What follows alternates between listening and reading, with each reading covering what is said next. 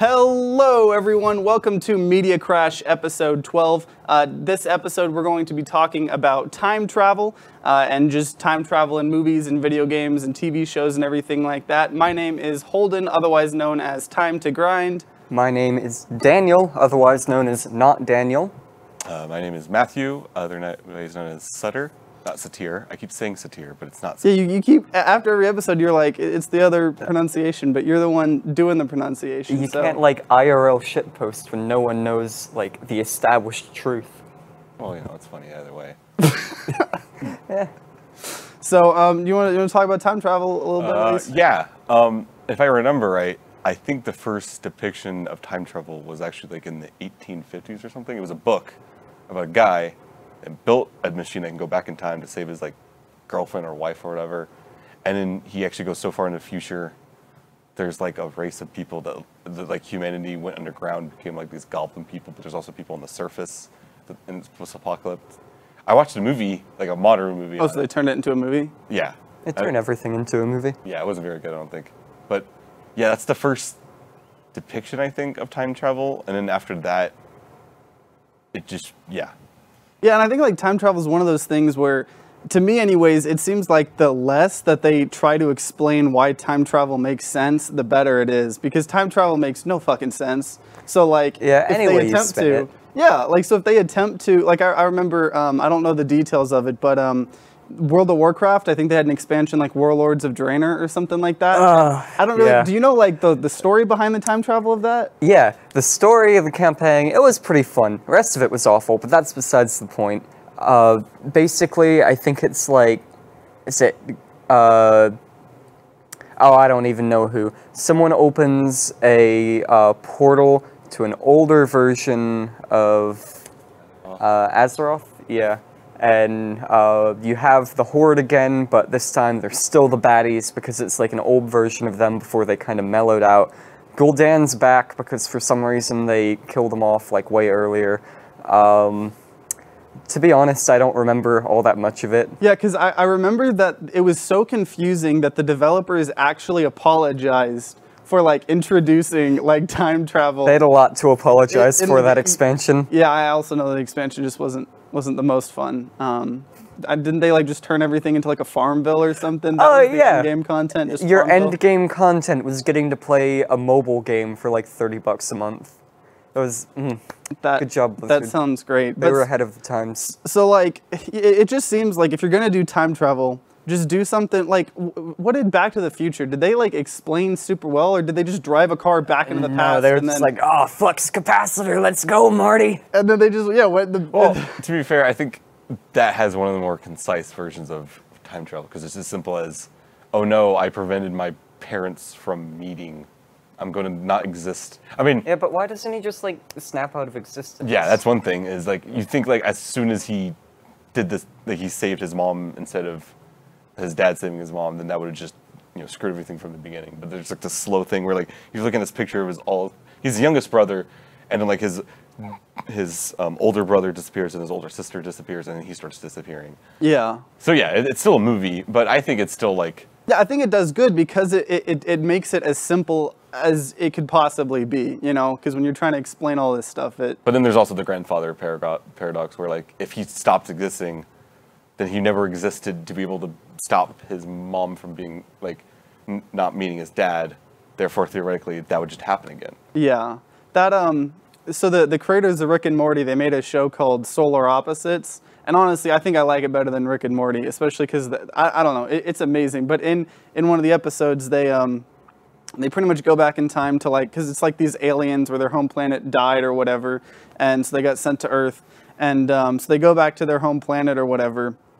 And when they come back, they think everything's fine, except then there's like this random like guy called like, I don't know what his name was, but he's just like this abusive like asshole that apparently is now their roommate and has been going on all their adventures together. And so they have to keep going back in time, and they're trying, at a certain point, they're just like, okay, it's not because we want to kill him and we don't like him. We just need to make everything go back to normal. But it's clear they just don't like him. Yeah. And then so they get this thing that allows you to actually interact with things in the past. It's like a little poker, like those things the teachers used on the smart boards or whatever. And they just start like they try to kill him. They just straight up try to like kill him by hitting him with it several times. But I don't know, that was a interesting thing. I know Back to the Future was like what kickstarted really like the time travel machine was in 1850, and then for like basically 100 years, no one really cared about time travel until like I think like Terminator and Back to the Future came out around the same time, and that just kind of jump started the idea of it, and then everyone started doing it. So how did Terminator deal? Because I don't think I've actually ever seen a Terminator movie in general. How do they deal with time travel? Oh, that has an interesting view of it, because I think Terminator explored the whole like you can't really change fate thing in a way, because what was his name? Kyle Reese was the guy to go. No, it was like, or was it John Connor? John Connor is the one that saves humanity technically, and is about to get killed. So the Terminator goes back in time to kill whatever the name is of the mom, something Connor. And then Kyle Reese goes back in time, realizes he falls in love with her. They do it, and Kyle Reese ends up being the father of John Connor. So if the Terminator didn't go back in time to try to kill John Connor, then John Connor wouldn't exist, which is It's interesting. yeah. Well, they at least have some like consistency then in the time travel, because like, they went back in time, and it kind of makes sense if you went back in time and changed something, it would always be like that. Like, from your point of view, if you start at one time and you're like going forward into the future, whatever you did when in the future you went back, you would see from your earlier perspective. Man, that's just confusing talking about it. Because theoretically, because time at that point would just add up, then like all the things you did with time travel would already interact with you. So you'd see like 7, those parodies of time travel where you see like 7 versions of yourself because you've gone back in time 7 times. Oh yeah. That's what I think.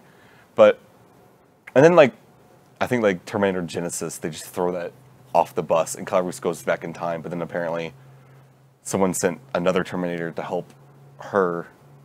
I want to know the name of the mom. I keep forgetting. They get really confusing. Mom Connor. And then in the new one, the twist is right after the events of Terminator 2, another Terminator just kills John Connor anyway. So like really none of the movies matter, because in the future movies they can just be like, no, actually this other person went back in time and changed it completely. I'm curious how good John Connor is at being a rebel, if like it caused the AI to be like, the only solution to fighting John Connor is to go back in time and kill his mom.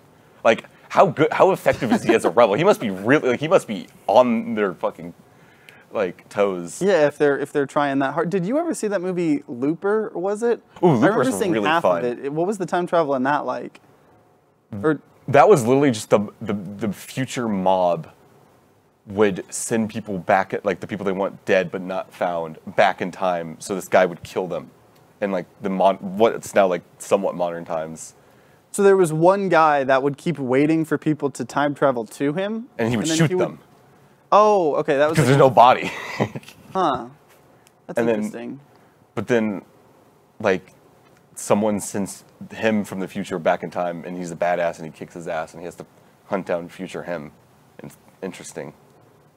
See, because like, did Rick and Morty ever do time travel? They did in recent episodes, Snakes. Yeah, wasn't it like a really depressing one where Morty basically gets like a save and reload button, and he has like this harrowing journey, and then just Jerry ruins it? Is that it? I think so. No, the one with the snakes is the one where, like, Oh, I didn't see the one with the snakes. where Morty tries to be nice to the snake and tries to bring a new one after the old one, like, Oh. dies.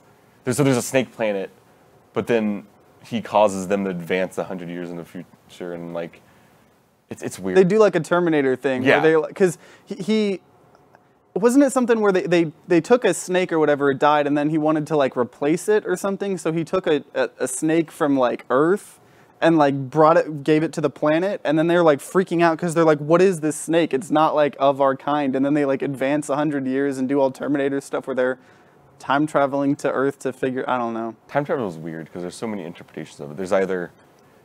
There's Doctor Who's version, which is like, yeah, you can just mess with it. It doesn't really matter.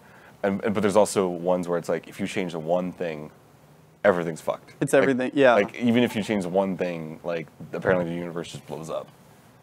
Yeah, it's just because I think that goes back to like what we were talking about with where the less you explain time travel, the more it's, you know, the better it is. Because like you said, if you're just going to say, nah, you can do whatever you want and it's not going to matter, it's kind of easy to not be confusing. Because we're just trying to sit here explaining like all these different like time travel plots, and we're all getting confused because most of them are way too convoluted. And because it just doesn't make sense. Like, it's easy just to make a paradox of it. Yeah. I think like the best way or the most logical way to do time travel would be something I feel like Rick and Morty style, where, you know, there's like a billion different universes, and if you travel back in time, instead of like going back in time of your universe, maybe you just go back to like a different universe. So if you change anything in that universe, it's only going to affect that universe's timeline. You know what I mean? Spoilers for MCU. That's how they do it in the MCU. Oh, for real? Yeah. Yeah, I mean, you said spoiler alert, so go ahead. I mean, just like tell it. Yeah, like what is it? Well, yeah, it's just they go back in time and then they explain like, can we just like kill this person as a baby? And they're like, first, you can't do that because there's just an alternate version where he's alive. Okay. And yeah, that's basically it. And then like, for example, they were trying to get some item, and then that person explained, you can't get this item from us because, yeah, it'll help your version, but then for us, we don't have our artifact, and we're doomed. Yeah. So they also had some plot relevance because there's now other versions. I thought the MCU killed off their multiverse. Did they bring it back? Oh wait, no, I'm thinking of what's that? Is that DC? DC always kills their multiverse. They did that all the time, but that's the comics. All right. See, that's the one thing I think we talked about this in our comic book episode, but that's always like what I hated about comic books is because they always hit the reset button every other issue. Speaking of comics, the most significant like comic time travel thing I can think of is Flashpoint, which is a cool story on its own because it's about Barry. His mom dies to a murder, and he's like, at just one random point in his life, he's like, I'm just going to try to go back and save her, because he could, and he did. But when he goes in the future, everything's screwed, and it's not necessarily like I kind of don't like the idea of this, but at the same time I do, where it's not necessarily like him saving his mom led to all these things, just like physically. It was more like, so there's a sonic boom. Apparently there's also a time boom where if you go so fast you break the time barrier. Oh my god, that's something only the Flash could make up. Yeah, it's pretty good. I kind of like, it's kind of cool thematically. So what? Just time traveling in itself ruined everything? Like when you just like, you know, go back in time, it just like changes events. And so like for that universe, Superman landed in a government facility. So what, the government had control of Superman? Yeah. That's spooky. What else happened? Atlantis and wherever Wonder Woman's from, Themyscira, are at war. Yeah, it's pretty dark. I kind of like that concept, though, because it goes back to just being super simple with time travel. Because you're just like, instead of like me interacting with something and causing a chain reaction, just me time traveling in general, things are going to be different. And I now get to spend this comic book or this movie or this TV show exploring how things are different. It's not necessarily realistic, but time travel really isn't realistic. Yeah. There are a lot of things in media that aren't realistic. That's what suspension of disbelief's for. Yeah.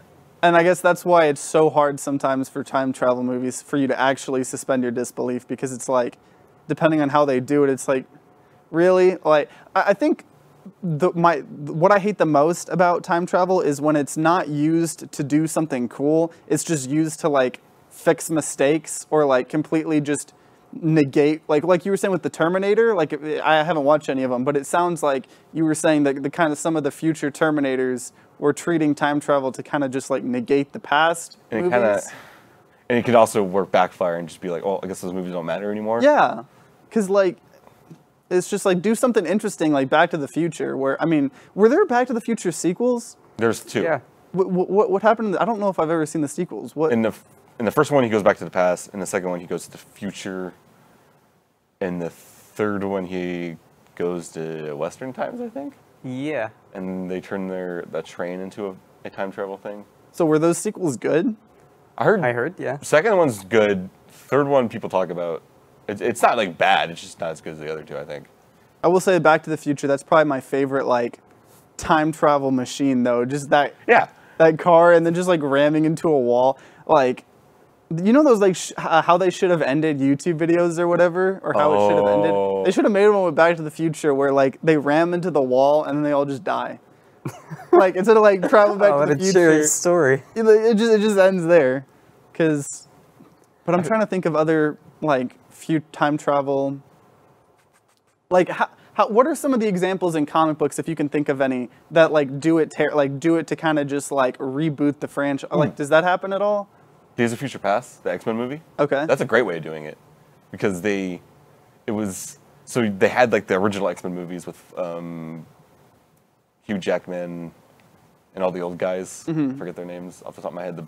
Patrick Stewart and then they had the X-Men Origins, not X-Men Origins, First Class, where you have the young versions of Xavier and Magneto. But then they do like a crossover movie where in the future it's those old actors, and in the past it's the new actors. And then it's Wolverine going back in time and fixing events. So now the timeline is focused on the new actors. Yeah. It's really cool. And you get to see those actors interact. It's, yeah. That's a really good way to get like new actors for characters. I never saw that, so I don't really know who the new actors are. But like, you know, personally, whenever I think of Wolverine, I think of like Hugh Jackman. Yeah. Whenever I think of Professor X, I think of Sir Ron Patrick Stewart. I wonder who because I know Hugh Jackman's not doing Wolverine anymore. He's done. He's done. So I wonder if they're gonna try to like reboot that. They franchise. will. I mean, yeah, they obviously. No matter will. when. Maybe they'll do some quirky time travel stuff. Maybe they'll be like, oh, actually, no, they're not going to. But I mean, you never know. you never know. I mean, especially with comic book stuff. I mean, they like themselves some time travel. Is there any cool video games that deal with time travel? I know. I was trying to think of video games that did time travel, but like besides World of Warcraft, I couldn't think of anything. I know I've played one with time travel. If you give me a second, I can think of one. Oh, I don't know how. So there's a game I actually just recently reviewed. Wow, I don't know how I can't actually remember the name. I literally just reviewed it. But it's a first-person shooter. Like it's a 1v1 or 2v2 first-person shooter where every 15. So it goes in multiple rounds. So the first round is just like a 1v1, right? And you're trying to kill the enemy, and after 15 seconds, you go back in time to the start. Like it actually rewinds, and then a new round starts. But your previous self actually fights with you. So you're round 2, and so you're now facing 2 people versus 2 people. And so like if you kill, you fight, and then say one of their clones like kills one of your clones, if in the next round, if you kill that clone that killed your clone won't die, so it'll stay on. Oh, that's sick. That's Yeah, very cool. and so like one of the main game modes is like a control point where whoever's at the end of the very last round is on the control point, like wins the point. So whenever you get killed, instead of it just like going to a black screen or whatever, you actually get to still act like a ghost. So you can try to shoot in a direction you think enemies will be at or something, because if you prevent how you died in the future timelines, you'll actually alive. So you'll do the actions that you did as like a ghost or whatever. That's such a cool concept. Quantum League, that's what it was called. I'm glad I remembered. Okay. But yeah, that's a pretty interesting. So I talked about a couple comic book things that worked. Can I talk about a time travel concept and a thing that didn't work? Oh, you should talk. I just remembered a very, very good time travel story. Unfortunately, not unfortunately, it's anime. Have y'all ever seen Steins Gate? I have not, but I saw it when I was trying to research stuff. It's like it's one of those like really, really good animes that you just gotta watch at some point. Basically, this guy makes a time machine, and it's just his microwave hooked up to a phone, I think. Yeah, it's pretty dumb. But then like this story gets really intense because he gets onto this timeline where basically one of his friends will pretty much always die, and then he like tries to get off that timeline, but in another timeline, like this research facility gets a hold of his time travel stuff, and they use it to just take over the world. It's a really, really good show, and they use time travel in one of the best ways possible, where it's like kind of fatalistic, just like, whatever was going to happen is still going to happen, even if you go back in time to, like, try and change stuff up. And the only real way to, like, change what's going to happen is to get you to, like, go to a different, universe, basically. Okay. It's pretty good. It kind of solves that problem where, you know, oh, you changed something in the past that would have prevented you from going. That's not really a problem if you're jumping universes. Yeah. What were you gonna say? I thought of two stories that are kind of dumb when it comes to time travel. One is season 3 of the CW Flash. But spoiler alert, the villain of that, which is named Savitar. Wait. Does he go faster than the Flash? Yeah, no, he's faster than the Flash in the beginning. Oh my god, a villain that's faster than the Flash? And in every, yet he says he's the fastest man alive, even though every Yeah, season, apparently everything is faster than the Flash. yeah, at first at least, and then he just runs faster. What a show. At least it's shown and they explain how people are faster. I don't think they ever really explain how he gets faster in those series. He just does squats all Yeah. day. But, so the villain of that is destined to kill his girlfriend. But it turns out the villain all along is not him in the future, but Flash has this weird power where he can, if he goes back in time, takes himself and puts him in the future, it doesn't kill him if that person dies. It's just like a disposable clone. And apparently, this is where it gets confusing, is when Savitar theoretically kills his girlfriend, he gets mad and creates a bunch of these clones to fight Savitar, and they all die except for one, and that one gets mad because they used all of him just to fight, and he becomes Savitar, goes back in time, and kills his girlfriend. But none of it makes sense, because where did Savitar start? Where did that start where Savitar starts killing his girlfriend? Yeah. And also, Like, it's a closed loop, but it's a loop without a beginning. and like I was screaming at him like, dude, if you just don't kill the girlfriend, none of this would happen. Like, Yeah. your whole thing is you're just mad that this happened. But theoretically, apparently the chicken came before the egg in this scenario. So if you just stop killing the girlfriend, then, Yeah, none of that would have happened. Yeah. but I guess it's still like, screw you, main character, for making us do this. It's just kind of fucked up. I don't know. That was really dumb. And then the other storyline I was thinking of was the movie me and a friend watched a while ago. Yeah, it was like Assassin 33 AD, which is that Christian movie of Muslim extremists going back in time to kill Jesus. Oh, jeez. It's so weird because it's like a evangelical Christian movie, but I don't know why any. Doesn't Jesus get shot, like, twice? Yeah, he gets killed several times, and he gets like. Who is the target audience? Because I don't think any Christian would want to watch that because they don't want to see Jesus dying several times because they'd be like, oh, Jesus wouldn't die. Yeah, just the once is enough. Yeah. And then, like, Jesus, like, yeets himself out of the cave. Like, he doesn't just, like, move the cave, like, the cave entrance boulder? out. It blasts it with, like, divine light, and the two guards, I'm assuming, die.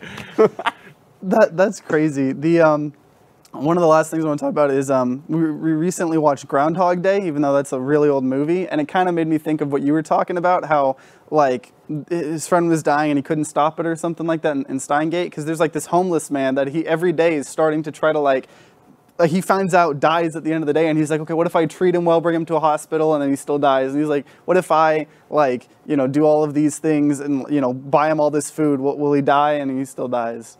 So It's surprisingly sad. yeah. It annoyed me a little bit in the movie. I know you were saying it's okay to say someone dies of old age, but like the nurse would be like, he was just old. I mean, it was like, how did he die? And I'm like, well, can you at least like give a reason of how he died? Oldness. But so I think we're running a little bit low on time, but It's fine. I'll just go back, get it. yeah, sorted. we'll just time travel to a different universe and talk again. One more thing. Hermione, third movie, Harry Potter. Oh yeah, they used the Time turner. the time turner. Wasn't it like if they got caught or something, the whole universe just blows up or something? I don't remember that. I remember there being some massive consequences for like misusing that or getting caught or something. Wow, probably Bonnie, was. that's kind of irresponsible. To just give a kid, yeah. I also remember how it should have ended with that is the seventh movie or eighth movie in that case.